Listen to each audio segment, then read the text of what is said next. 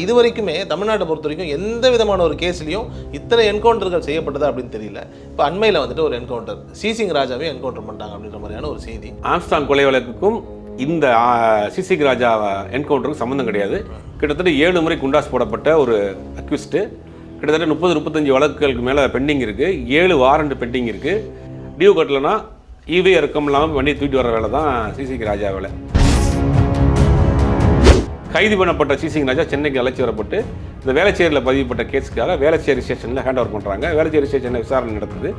அப்போ Velachery station inspector என்ன பண்ணுறாருன்னா, ஒன்று ஏதோ ஆயுதம் வச்சுருந்தேன், அந்த துப்பாக்கியை காட்டி மிரட்டிய ஆயுதம் எங்கே வச்சுருக்கா அப்படின்னே ஈசிஆர் ரோட்டில் அக்கறை அப்படிங்கிற ஒரு பகுதியில் ஒரு காட்டு பகுதியில் போய் துப்பாக்கி எடுக்கிற மாதிரி போயிருக்கிறாரு. அங்கே துப்பாக்கி எடுத்து அந்த துப்பாக்கி வந்து திருப்பி வந்து அந்த இன்ஸ்பெக்டரை நோக்கி வண்டியை நோக்கி சுட்டுருக்கிறாரு. பதிலுக்கு இவங்க சுட்டிருக்காங்க. கொலை செய்யப்பட்டிருக்காரு, என்கவுண்டர் பண்ணப்பட்டிருக்கிறார். ஆனால் ஆம்ஸ்டாங் அப்படிங்கிற அந்த ஒரு தலைவர் இறந்ததுக்கு அப்புறம் இத்தனை என்கவுண்டர்ஸ் இத்தனை பேரை அப்படின்னும் போது நமக்கு ஒரு சந்தேகம் ஒன்று வருது இல்லையா? இது ஏதோ ஒரு விஷயத்தை மறைப்பதற்காக திசை மாற்றுறதுக்காக இந்த மாதிரி விஷயங்கள் நடக்குதாங்கிற ஒரு இல்லை. சட்டம் ஒழுங்கு பிரச்சனைக்கு ஒரு ஆபத்து வருது அப்படிங்கும் போது என்கவுண்டர் செய்யப்படுவது வழக்கம். 2001 ஜெயலலிதா அவர்கள் ஆட்சிக்கு வந்தப்போ முதல்ல செஞ்ச வேலை தான். ஜெயலலிதாவுடைய ஆட்சி காலத்தை மட்டும் எனக்கு தெரிஞ்சு 50 ரவுடிகள் என்கவுண்டர் பண்ணியிருப்பாங்க.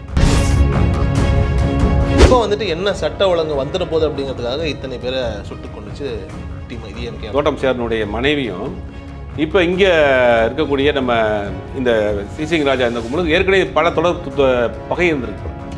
பகை இருந்தாலும் இவரை போடுறதுல ஒன்று சேர்ந்துருக்காங்க.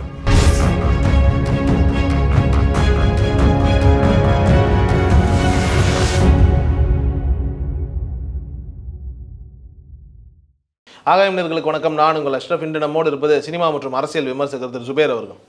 வணக்கம். ஆம்ஸ்டாங்கனுடைய கேஸு, அதாவது இந்த அனுமால் வாழுன்னுவாங்கல்ல, ஆல்மோஸ்ட் வந்துட்டு அந்த மாதிரி ஒன்று நீண்டுகிட்டே போகுது. ஆனால் இது வரைக்குமே தமிழ்நாட்டை பொறுத்த வரைக்கும் எந்த விதமான ஒரு கேஸ்லையும் இத்தனை என்கவுண்டர்கள் செய்யப்பட்டதா அப்படின்னு தெரியல. இப்போ அண்மையில் வந்துட்டு ஒரு என்கவுண்டர் சிசிங் ராஜாவே என்கவுண்டர் பண்ணிட்டாங்க அப்படின்ற மாதிரியான ஒரு செய்தி. எங்கே தான் சார் இந்த கேஸ் போயிட்டுருக்கு? இல்லை, முதல்ல இது கிளாரிஃபை பண்ணிடுவோம். ஆம்ஸ்டாங் கொலை வழக்குக்கும் இந்த சிசிங் ராஜா என்கவுண்டருக்கு சம்மந்தம் கிடையாது. இன்றைக்கி அது கமிஷனரே அதை ஓப்பன் பண்ணி சொல்லிட்டாரு. நாங்கள் வேறு ஒரு வழக்குகளை தேடப்பட்ட ஒரு குற்றவாளி.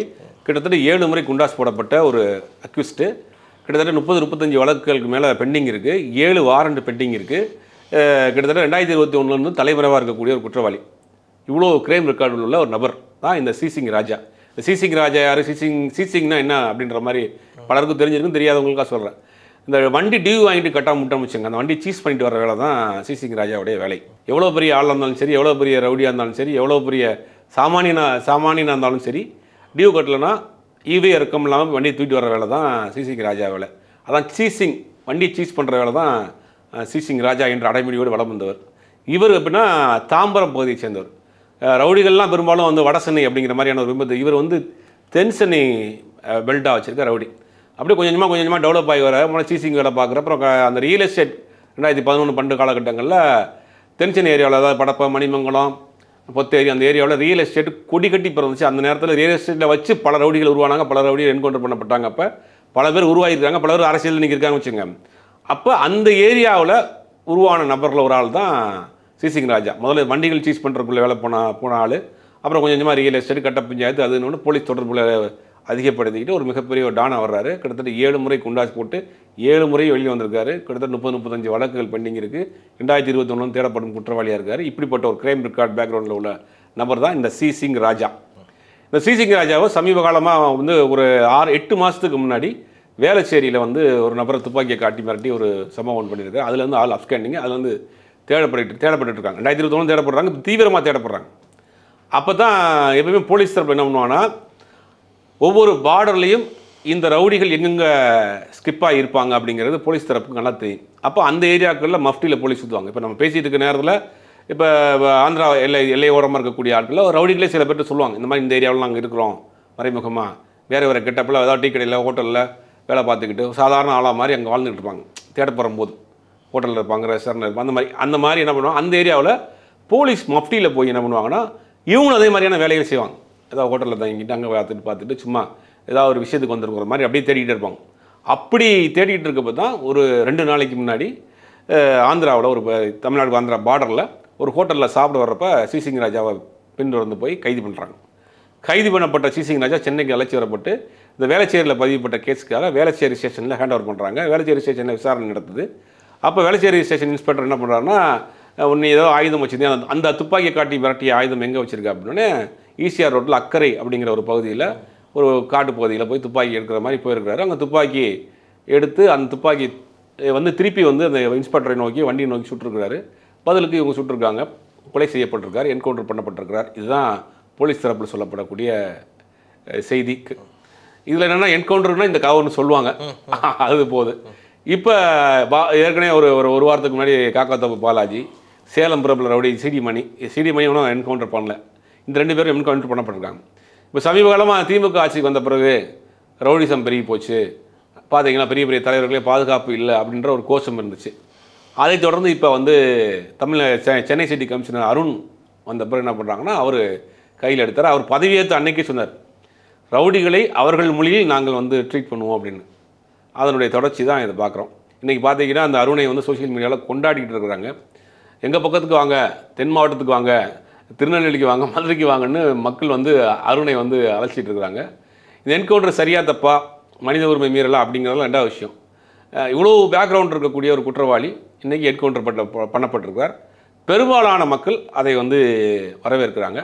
இன்னும் சட்ட ரீதியாக என்ன நடக்குமோ, மனித உரிமை அமைப்புகள் என்ன பண்ணுவாங்களோ அதெல்லாம் அச்சுவல் நடக்கக்கூடிய விஷயம். உண்மைதான். ஆனால் சார், இது வரைக்குமே தமிழ்நாட்டில் ரொம்ப அங்கங்கே எப்பயாவது அத்திப்பூ பூத்த மாதிரி தான் நமக்கு இந்த மாதிரியான ஒரு செய்திகள் கேள்விப்படும். ஆனால் இப்போ ஆம்ஸ்ட்ராங் அப்படிங்கிற அந்த ஒரு தலைவர் இறந்ததுக்கப்புறம் இத்தனை என்கவுண்டர்ஸ், இத்தனை பேரை அப்படின்னும் போது நமக்கு ஒரு சந்தேகம் ஒன்று வருது இல்லையா? இது ஏதோ ஒரு விஷயத்தை மறைப்பதற்காக, திசை மாற்றுறதுக்காக இந்த மாதிரி விஷயங்கள் நடக்குதாங்கிற ஒரு இல்லை. சட்டம் ஒழுங்கு பிரச்சனைக்கு ஒரு ஆபத்து வருது அப்படிங்கும் போது என்கவுண்டர் செய்யப்படுவது வழக்கம்.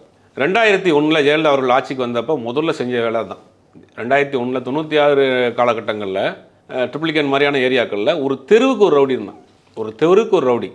சென்ட்ரல் பக்கம் போனால் அங்கே ஒரு ரவுடி, எக்மோரில் 2 ரவுடி, ட்ரிப்ளிகன்களில் பார்த்தீங்கன்னா ஒரு ட்ரிப்ளிகன் ராயப்பேட்டைக்குள்ளேயே ஒரு 6-7 ரவுடி. அந்த ஏரியாவுக்குள்ளே வீடு வாங்க முடியாது, போக முடியாது, வைக்க முடியாது, ரெக்கார்ட் பண்ண முடியாது, ரிஜிஸ்டர் பண்ண முடியாது, வீடு கட்ட முடியாது, கட்ட பஞ்சாயத்து ரவுடி தான். அந்த மாதிரி நைட்டு நீங்கள் ஒரு 10 மணிக்கு 11 மணிக்கு மேலே அந்த ஏரியாவுக்குள்ளே போக முடியாது. இப்படி சென்னையில் ரவுடிகள் வந்து ரவுடிகளுடைய கொட்டம் அதிகமாக இருந்துச்சு. ஜெயலலிதா 2001 வந்த பிறகு ஜெயலலிதாவுடைய ஆட்சி காலத்தில் மட்டும் எனக்கு தெரிஞ்ச 50 ரவுடிகள் என்கவுண்டர் பண்ணியிருப்பாங்க. 2001 2006 காலகட்டங்கள் குறைஞ்சபட்சம் 40-50 இருக்கும். அந்த மாதிரி ஒவ்வொரு ஆட்சி காலத்திலும் சட்டம் ஒழுங்கு பிரச்சனை வரப்போ இந்த மாதிரி என்கவுண்டர் பண்ணப்படுவது வழக்கம் தான். அதனுடைய தொடர்ச்சி ஆட்சி கேட்ட பிறகு வரும். எதிர்கட்சிகள் பேசுவாங்க, பொதுமக்களுக்கு பாதுகாப்பு இருக்காது. அப்படிங்கும் போது இந்த என்கவுண்டருங்கிறது பெரிய லிஸ்ட்டில் இருக்கக்கூடிய ஹிட் லிஸ்ட்டில் இருக்கக்கூடிய ரவுடிகளை என்கவுண்டர் பண்ணுறது அது எல்லா ஆட்சி காலத்திலும் நடக்கக்கூடிய ஒரு சாதாரண விஷயம் தான். உண்மைதான். ஆனால் இப்போ வந்துட்டு என்ன சட்ட ஒழுங்கு வந்துட போகுது அப்படிங்கிறதுக்காக இத்தனை பேரை சுட்டு கொண்டுச்சு டிஎம்கே அப்படி இல்லை. இப்போ ஆம்ஸ்ட்ராங்கிற ஒரு தேசிய கட்சியினுடைய மாநில தலைவராக இருக்கிற ஒரு பெரிய மதிக்கத்தக்க மனிதராக இருக்கிறாரு. அவரை வந்து இத்தனை ரவுடி கும்பல் ஒன்று சேர்ந்து பண்ணியிருக்கு. நீங்கள் அதில் அந்த கேஸில் பின்னாடி பார்த்தீங்கன்னா நேற்று கூட ஒரு செய்தி வருது, நம்ம மலர்கொடி, அதாவது தோட்டம் சேர்னுடைய மனைவியும் இப்போ இங்கே இருக்கக்கூடிய நம்ம இந்த சிசிங் ராஜா இந்த கும்பலுக்கு ஏற்கனவே பல தொடர் பகை இருந்திருக்கு. பகை இருந்தாலும் இவரை போடுறதுல ஒன்று சேர்ந்துருக்காங்க அப்படின்னு பல கதைகள் சொல்லுது. அப்போ செடியில் இருக்கக்கூடிய முக்கியமான ரவுடிகள் எல்லாம் ஒன்று சேர்ந்து தான் இந்த ஆம்ஸ்ட்ராங் ஆம்ஸ்ட்ராங் விஷயத்தில் பண்ணியிருக்காங்க. அப்படிங்கும் போது இந்த நெட்வொர்க் ஆபத்தில் ரவுடிகள்லாம் கை கோர்த்து என்ன பண்ணுறது, எதிரியாக இருக்கிறவங்க கை கோர்த்துக்கிறாங்க. தோட்டம் சேர் கொலை வழக்கில் மயிலை சிவா வந்து அதில் இன்வால்வ்டு. மயிலை சிவா 2021 தோட்டம் சேர் பசங்க 2 பேரும் போடுறாங்க. அப்போ மயிலை சிவாவுக்கு தொடர்பாக இருக்கக்கூடிய இன்னொரு நபரை வந்து பகையாளியாக நினைக்கிறாங்க. அந்த பகையாளி வந்து இந்த இந்த கேஸில் ஒன்றா இருக்காங்க. ஆம்ஸ்ட்ராங் கொலை வழக்கில் எல்லாம் ஒன்று சேர்ந்து ஆம்ஸ்ட்ராங்கை பண்ணியிருக்காங்க. அப்போ ஆற்காடு சுரேஷ், இந்த பக்கம் பார்த்தீங்கன்னா மலர்கொடி, இந்த பக்கம் பார்த்தீங்கன்னா நம்ம சிசிங் ராஜா, இந்த மாதிரி ஒரு பெரிய நெட்வொர்க், சம்போ செந்தில், எல்லா பெரிய தர ரவுடிகளும் ஒன்றும் சேர்ந்து இது சேர்ந்துருக்கப்ப ரவுடிகள் ஒன்று சேர்றது ஆபத்து இல்லை. அதாவது அவங்களுக்கு கொடுக்கக்கூடிய பர்சனல் பகையை மறந்துட்டு கூட அஞ்சலை எல்லாரும் ஒன்று சேர்ந்துருக்காங்க. அப்படிங்கும்போது இது ஒரு பெரிய ஆபத்தான விஷயம். ரவுடிகளை ஒழிக்கிறதுக்கு என்கவுண்டருங்கிறது எல்லா ஆட்சி காலத்திலையும் நடக்கக்கூடிய ஒரு சாதாரணமான விஷயம் தான். நிச்சயமாக. ஆனால் இப்போ எல்லா ரவுடிகளுமே வந்துட்டு ஒன்று திரண்டு ஆம்ஸ்ட்ராங் அப்படிங்கிற அந்த ஒரு மனிதரை கொல்லணும் அப்படிங்கிற மாதிரியான ஒரு டிசிஷன் எடுக்கிறாங்க அப்படின்னா உண்மையிலேயே ஒரு மிகப்பெரிய தவறான மனிதராக இருந்திருக்கணும் ஒன்று, இல்லைனா மிக மிக நல்ல மனிதராக இருந்திருக்கணும் 2. இந்த 2த்துக்குமான காரணத்தையும் இப்போ இருக்கக்கூடிய ஆளுங்கட்சி கண்டுபிடிக்காம வெறும் என்கவுண்டர் மட்டுமே பண்ணிக்கிட்டு இருக்கிறதுல வந்துட்டு ஒரு சின்ன ஐயம் மக்களுக்கு வந்துடாதா? இல்லை, 26-27 பேர் இது வரைக்கும் கைது பண்ணியிருக்காங்க. அதில் சம்மந்தப்பட்ட 10 பேர் குண்டாஸில் போட்டிருக்கு. விசாரணை தீவிரமாக நடைபெற்றுட்டு இருக்கு. இப்போ முக்கிய குற்றவாளின்னு சொல்லக்கூடிய அந்த சம்போ செந்தில் தேடுதல் வேட்டையில் இருக்காங்க. சம்போ செந்தில் இந்தியாவிலே இல்லை அப்படிங்கிற மாதிரி சொல்கிறாங்க. இப்போ அந்த விசாரணைலாம் போயிட்டுருக்கு. இந்த கொலை நடந்து ஒரு 2 மாதத்துக்குள்ளே 26 27 பேர் மேலே வழக்கு பதிவு பண்ணியிருக்காங்க. 10 பேர் மேலே குண்டாஸ் போட்டிருக்காங்க. வழக்கு இன்னும் தீவிரமாக போயிட்டுருக்கு.